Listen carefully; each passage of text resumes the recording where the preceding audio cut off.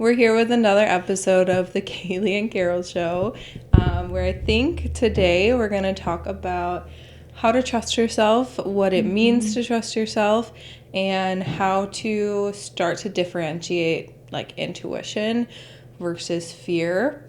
I know a lot of the times we tell you guys at the start what we're going to talk about, and then it seems to take a couple different routes and go into a few different areas.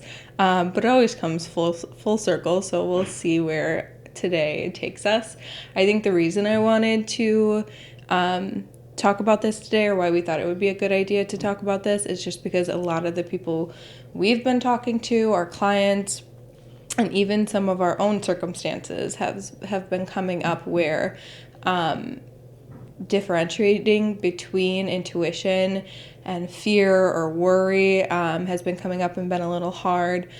But also how the underlying feeling of that is like not trusting yourself either. Like that's how you trust your intuition, or before you could trust your intuition, you have to know how to trust yourself, which is why I threw that in there, because I feel like that's a good start. And I also feel like that's what's been coming up for people is people are like, my clients have been asking, like, I just need reassurance. I just need to hear that I'm doing the right thing, that I'm on the right path, like all of this energy. So with trusting yourself, I mean, that's something that I feel like I struggle with a lot. I don't know about you. But what I've been learning, and I've been listening to a lot of like motivational, just like videos, TikToks and stuff. And I think I said this in the last podcast or so, but how our lives are a collection of these little moments. And how to trust yourself, I feel like, comes again from being in the present moment and from really just doing the things that you say you're going to do and staying connected to it. Because every time you say you're going to do something and then you don't do it, it like breaks another piece of that self-trust within you. So that's one of the ways that I learned to start like building my self-trust a little more. I also think too, when your feelings come up, whether they're feel good feelings or not so good feelings, but when they come up and allowing to express them is another way of trusting yourself, because if a feeling comes up and you try to deny it or not feel it, we've talked about that, it is not, it's ignoring it, and by looking at it or feeling it, you're trusting that it's coming up for a reason and allowing it to play out in the manner it needs to play out, whatever comes of it. Yeah, I feel like what we both said are two very good, like we can separate them. I feel like what you're talking about with self-trust is more like for your emotional body. And then what I was talking about with self-trust is more for like your physical body, your external world, and like moving forward in your life, like through action. So we can try to... Mine is always emotional. And yours is always... I know. That's what we... But that's the first thing I thought of is like, you know, when these feelings come up, if you don't look at them, like, how do you build that trust with yourself to honor that feeling, to see it through, whether it's going to come through, like I said, whatever you need to do with that feeling when it arises. But how would you... I think it's being there for yourself. You talk a lot about inner child work and stuff. So it is honoring that feeling coming up and being there in the present moment, like what you were saying, for yourself. And I think that builds a lot of trust and safety and security within yourself, because I could just speak from my experience. Like, I could see the progression of when you go through something that's very hard throughout your experience or whatever, and when you come on the other side of it, you can see that that maybe you've changed, or you've learned to hear your inner voice a little louder. So then now you have more connection to yourself, and then maybe boundaries are created from that, or your whole, you could say like you learned a lesson in a sense, but with yourself. Yeah, I feel like the self-trust in terms like you're talking about with the emotional body, I really do feel like that starts to get built when, like you were saying, you can create or find a way to create that safe space within you. Because, if you don't feel safe within your body to feel your emotions or to work through things that you're working through internally, like, then there is going to be a feeling of distrust, or there's going to be a feeling of, like, survival versus, flowing with it. If that makes sense. Yeah, because I'm thinking about a client that I had, and she, her relationship is struggling, and a lot of people around her who love her and care about her are telling her, in a sense, what to do or what she's not looking at or all these things. But she, from her mouth to me, she told me how she felt, even though she still had all this other, like, confusion and stuff. And I feel like some of the opinions of others or the outside world is taking her from herself. Like in her session, she was able to come back to herself and know that it's okay. It's okay if you're confused. It's okay if you love them, but whatever the story she was telling me, all that is okay. You're okay exactly where you are, because I think sometimes you're pulled out of feeling those feelings. Like, this is, I love him, but this, but that, but you have to spend time with that, I think. And if someone else is looking at you like they have your answer better than you, and telling you that, well, this or that, like, I think it just adds to confusion. No, I feel like people are always gonna think like they know what's best for you. They're always gonna think they know, like, because they're seeing it from an outside perspective, or whether it's just like their own judgments and their own projections on the situation. That's why I think having an awareness of we're talkers. I remember my family, I remember my exercise coach telling me so many years ago, well, your family, you guys are talkers. Like, you get on the phone, you tell this one that, and then you get on the phone and you tell the story 50 times and all that stuff.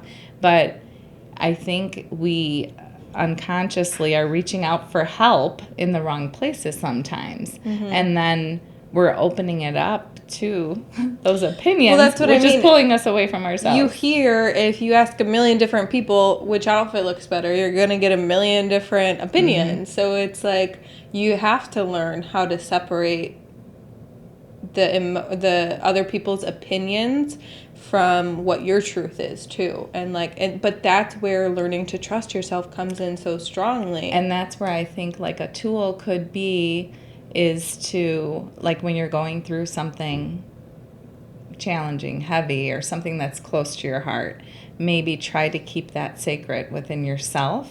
Yeah. And when you talk, you could just say, I'm just having a rough day. Maybe I go back to my coach who's like, then you're just hearing this opinion, that opinion, and it's all this distraction taking you away from yourself. So maybe the tool can be, or we can leave with, is like something like we all have something that we go through, whether it's whatever it is, with your job, with your relationship, with your children. And so play with it, like have that and keep it for yourself, keep it sacred, and let your conversations with the outside people be different.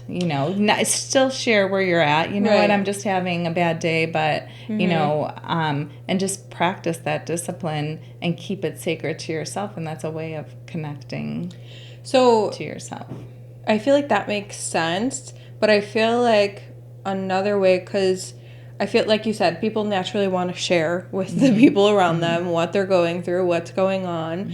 So if you can just find a way to, like, detach in a way from what they're saying versus your truth. And that comes from, like you were saying, in a way, having your own self-practice. Yeah, and it comes of connecting with yourself, tuning in with yourself. Everything we're always preaching and talking about is having that space for yourself. Like, doing that work is what creates that connection to yourself, that self-trust, and down the line, that trust in your own intuition, like we started this conversation. So that's not to say you can't ever ask anyone for their opinion. It's just figuring out how to differentiate their opinions and their feelings versus your own, and like not getting attached to them or thinking that just because this person said this means that it's the whole truth. And you learn, I can talk a little bit about how that connects to inner child, because this comes up a lot. If you have had parental figures in your life that are very strict on, it doesn't matter what you say, what I say goes. It doesn't matter what you want, what I say goes. It doesn't matter what you think, what I say goes. I'm the parent, you're the child. Like this strong, like do what I say type of energy that people don't realize while they're growing up and they're learning this. In order to stay safe in their environment while growing up, they have to suppress, ignore, and reject the parts of themselves that are connected to their wants and the parts of themselves that are connected to their needs and their intuition, because they just have to listen to this other person that's taking care of them that they are completely dependent on. And so now in your adult life, you might not be completely dependent on this person, but it's still that same like subconscious trigger within you when someone is giving you their opinion. It's like that trigger that your body naturally goes to try to keep you safe. It's like, oh, I have to listen to this person, or that person's right. Like, it doesn't matter what I say or think. And two things, I think it goes back to what we always talk about too, our beliefs. And because you went back to childhood, and there's a lot of people that, not a lot, but there are people that find it hard or too painful to acknowledge my mom neglected me on some level, you know what I mean? Or something like that.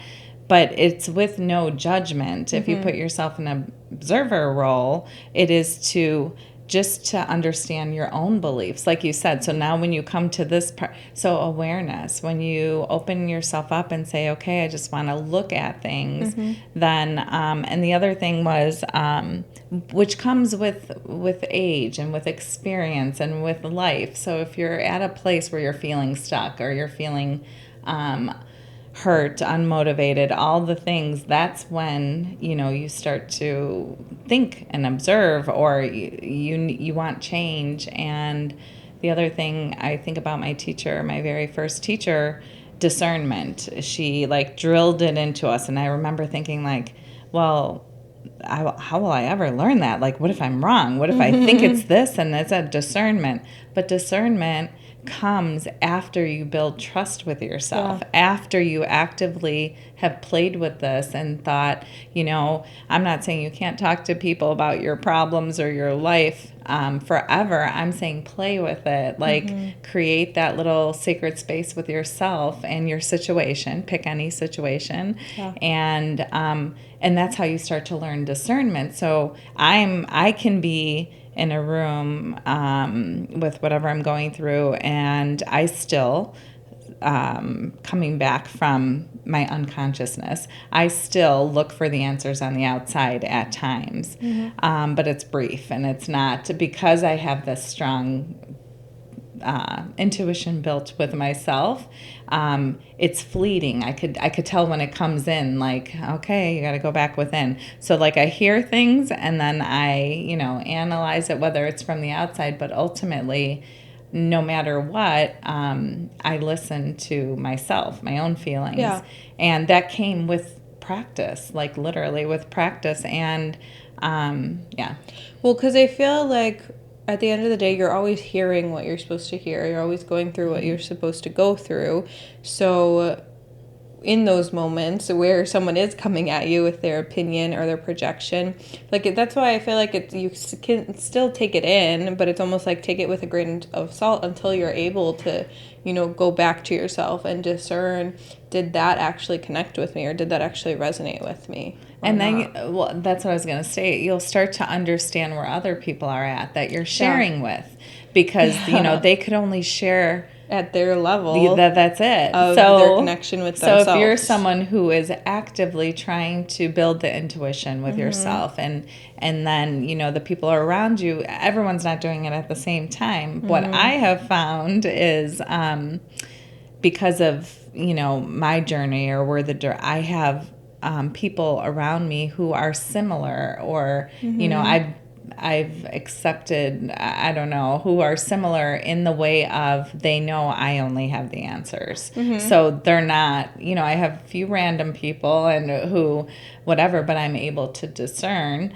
But the majority of the people around me believe the same way. Like, I'm the only one that has my answers. You are the only one that has your answers. How can I love and support you to that place? So... That message just came out in my session yesterday night with my client, because she was going to school to be like a therapist or something. But the message that came through, which I really needed to hear, especially if you're in any type of healer or helper role, a nurse, therapist, healer, anything. But the message was that it's not your responsibility to fix them. Your responsibility is to teach them in ways that are going to guide them into to fixing themselves. Like it was letting go of that responsibility, but you can remember that for yourself. Like the person you're coming to, it's not their responsibility to figure out your answer and to fix you.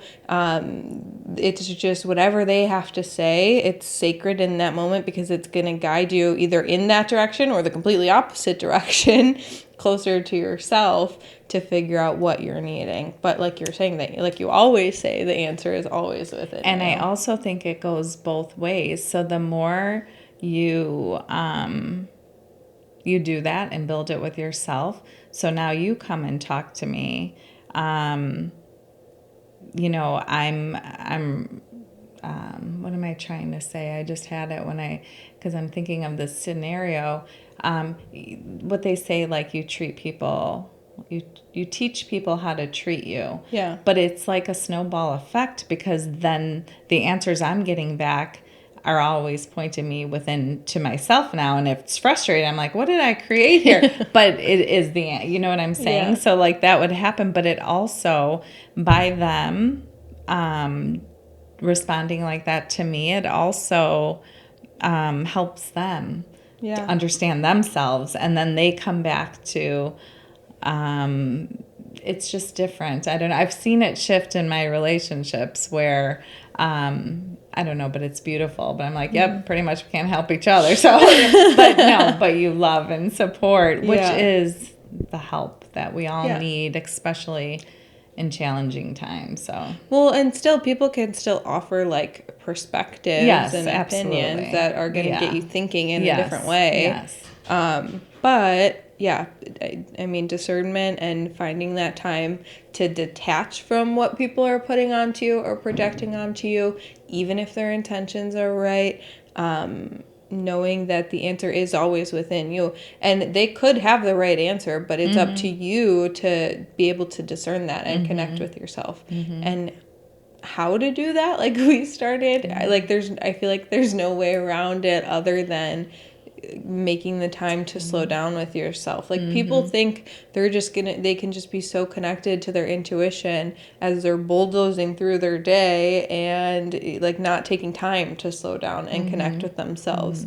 But I feel like that connection with yourself only really comes from that space of slowness and in the present moment of checking in with yourself constantly, like getting in the habit of checking in with yourself and asking yourself, how does this make me feel?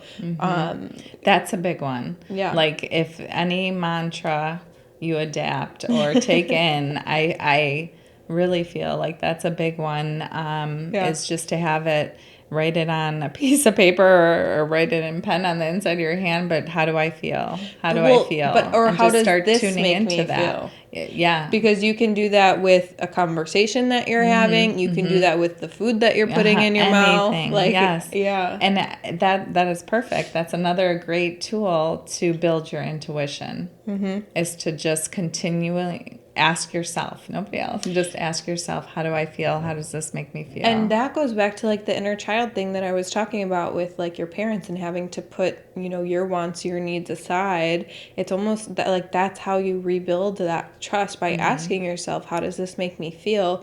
It signals to yourself like there's a level of importance here with that question within me. And it's like that's what you have to remind yourself of in order to build this self-trust and intuition, for sure. And boundaries. So discernment, boundaries, and observing. Yeah. Because I was thinking of another client that we were talking about. So she is retiring, and she has. She was just telling me how she went down to like 2 days a week, but she's still on call on the phone. And then she has a lot of different things on her plate, starting to like shift out of the work field. And she keeps getting pulled in different ways. And I was just encouraging her to, set some time aside for herself. Just what do you really want? Like if you could have anything you want, like sometimes we have to play these games like, well, it's not real because I still have this and this and this. Like it's not about what I want, but no, just sit and kind of, what do you want? What would your perfect work week look like? And then you can create boundaries around it that make you feel good. We were talking about our grandkids and how, I was telling her like, it's my favorite day of the week. Like nothing's gonna like, but so I was telling her how I did not want to babysit like my mom did all the time, exhausted, worn out, and I mean it's what she loved, but I'm saying me because it's a lot of work. I've had 5 kids, and babysit and let go of everything that I'm creating within my own life and personal life. So I made it clear, like, I'm not going to be like my mom, even though I love babies. I'm not going to be like my mom. So my grandchild was born. He has a babysitter, and everything was going smooth for 1 week. And I was like, oh my God, I want to babysit. But I needed to establish a boundary for myself. And then I needed to choose, and what did I really want? I want to see him every day, but I can't. So I want to set aside time to babysit. So that's why I'm babysitting once a day, or once a week. But it's creating boundaries as well. That's what I was getting at. Because figuring out what we want, and we only, come to that by being with ourselves, and because so many times we don't allow ourselves to have what we want because there's all these other people needing us, because we've set our life up to that point, maybe people pleasing or giving out too much. So now people are needing more. So it's coming back to yourselves, and then and that's where it starts with having this belief of like, or connecting to the belief that your thoughts, wants, and needs hold more importance than anything else. Like, because you could want to help people and you could feel very connected to helping people in a lot of certain ways. And that doesn't mean you're not trusting yourself or putting yourself first. You just have to stay connected to that belief that if something were to come up that opposes putting someone, like helping someone else or setting things aside or whatever, like then you have to listen to that and then create that boundary. Yeah. And boundary often sounds, I feel some of my clients, it sounds harsh or, I don't know if harsh. People don't like boundaries a lot. Like they think it means that they're restricted or they can only do a certain thing. But the boundaries we're talking about is giving yourself the space to be heard and seen by yourself, because we've been told a lot of things until we wake up to like the fact that, well, I feel a little stuck, or, why do I feel like this again, or something. And that's why all this is. That's what I mean. That's why having that, you have to have that belief that you're deserving of being seen, heard, and acknowledged by yourself before, you'll be able to take that step of that boundary or whatever. And I remember over the years, throughout my journey of self, reflection, self-discovery, I am deserving of this. And I got to see parts of who I really am. And I guess came off I deserve this or whatever. But that was getting me nowhere. I kept saying that, I know what this is and what I give here, and I expect or deserve that exchange back or whatever it is. But I wasn't allowing, not that I wasn't allowing, but I needed to allow even more space with myself to really build. Me and my friend always talk about build the vessel, build my own vessel with that space of I don't know what I'm trying to say because I'm going in 20 different stories in my head now. Maybe you should ground yourself real quick. That's what I always have to tell her. I don't like being grounded. No, I'm just kidding. Well, I mean, that kind of brings me to my aspect that I was talking about with the more physical aspect of trusting yourself and trusting your intuition. Because you were talking about honoring your emotions first and all that. And it's so funny because I've been hearing this video online that's the complete opposite of what you were, not the complete opposite, what it was saying was forget about the feeling and do it anyways. Do it mad, do it scared, do it upset, do it angry. And that's just the discipline aspect, which we talked about on our Facebook Live earlier in the week, was the balance between meeting yourself where you're at and having the discipline. So, which I feel it's separate, because we were talking about with just before, the emotional body and how to trust yourself emotionally and all of that stuff. Now, in the physical aspect, I really do think it's important to find that balance. You can trust yourself. If I'm feeling upset one day and I don't want to go to the gym, I can still trust myself and acknowledge the emotions that are coming up, but do it anyway. So how do you feel? I feel tired. I had 4 hours sleep. Yeah. So is that what you're saying? Something like that. But you still have this goal. I still have this goal. Well, I want to be healthier. I want to get 10,000 steps in. I'm tired, but I want to get 10,000 steps in. You can't, and that's where you have to find the balance, like I said, between meeting yourself where you're at and the discipline, because you might have a goal to listen or intention to listen to yourself more and to trust yourself more emotionally or to honor how you feel, but you still have other physical goals like moving your body and being in good health. So it's you have to find that balance of knowing, well, I know I'm tired, but I know I'll still be able to get 8 hours of sleep tonight, so let me go for this half-hour walk that's going to help me meet my physical goal or my other goal of being healthy or moving my body. I was talking more about with the feelings, because I'm trying not to tell the full story of, clients and stuff. Yeah. I was trying to talk more about she had this feeling come up for her, and the people around her were telling her why she shouldn't feel that way. No, that's what I was getting at. And I was saying, regardless, that feeling should be looked at. It doesn't mean... Yeah. No, I agree. That's what I was saying. They're two, it's the same thing, but they're two completely different ways, because yours is more, I don't even know how to explain it, with the emotional body, with your connection with yourself emotionally, whereas I'm just bringing in the aspect, both exist. The aspect of, your physical goals, whether it's, I want to, I don't know, read a book in 1 month, or move my body, or eat healthy, or lose weight, or whatever, or grow my business.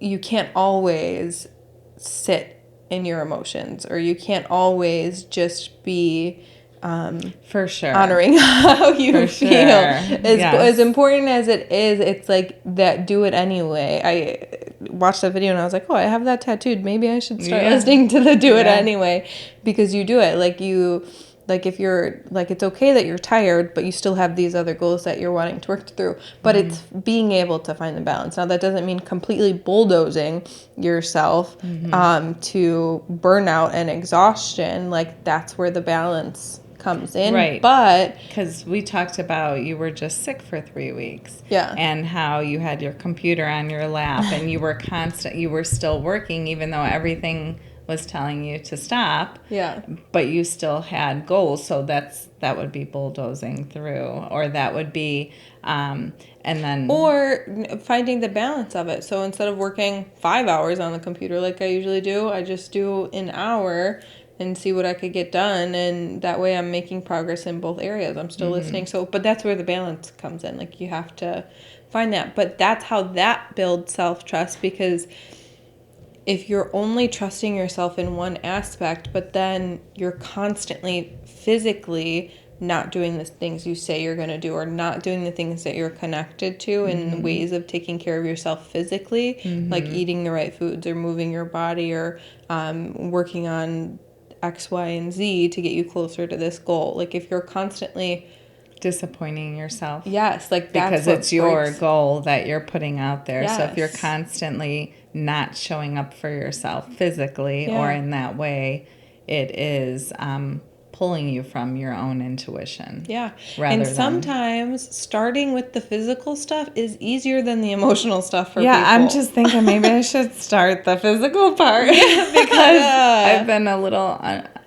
balanced over on the emotion. I'm always been I'm a Pisces. Well, but that's what I mean. Like, sometimes it really is a lot easier to start with things that you can physically control or that feel more real, because emotions can be so confusing or deep for people. Like, they don't completely understand it. So just making a physical goal that you can stick to, like, think about it. When you do something that was hard, or like you really had to try to do or put energy into, it feels good on the other end. Like, the harder the thing was to do, like, the more of a reward that it feels. So even though I'm tired, but I still have this goal of walking 10,000 steps a day, and I'm going to go for a half-hour walk before I go to bed because I know I'm going to get a full night's sleep, it's going to feel that much better because you did it because it was hard.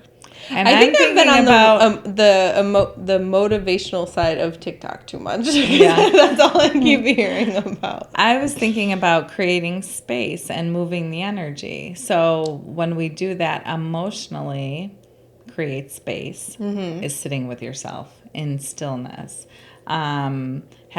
Receiving like a healthcare session, that's creating space emotionally. And physically creating space and moving would be physical. Yeah. So energy is emotional and physical, and just addressing that. And yeah. See, that's why this is the perfect podcast, because we both we always bring that exact thing. You always bring the emotional aspect, and I bring the physical aspect. But energy is both. And it's figuring out how to work with both to bring you closer to your wants, your needs, your desires, and your goals. Yeah.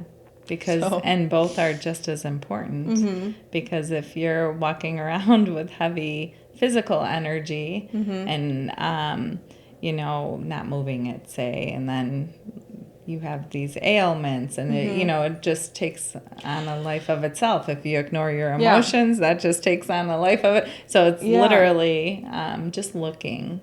Well, that's what I was going to say. It's like, if I'm going to the gym 7 days a week and I'm working out as hard as I can just to meet this physical goal, but I'm not slowing down to tune into how I feel, I'm going to reach a burnout, and that's going to be a whole nother thing. But if I'm only feeling my emotions, then you could get stuck in that, make it become overwhelming or consuming, that you're also neglecting all these other goals that you said you wanted to work towards. Yeah. So that's why, balance. I'm excited to write down some goals. So on both sides. Yeah, right. But really, so I mean, it just comes, like, I feel like at the end of the day, trusting yourself and your intuition starts with the connection that you have with yourself emotionally and physically, and how the ways that you do the things that you say you're gonna do, whether it's for yourself emotionally or physically. So, well, that's it for today. see you guys next time.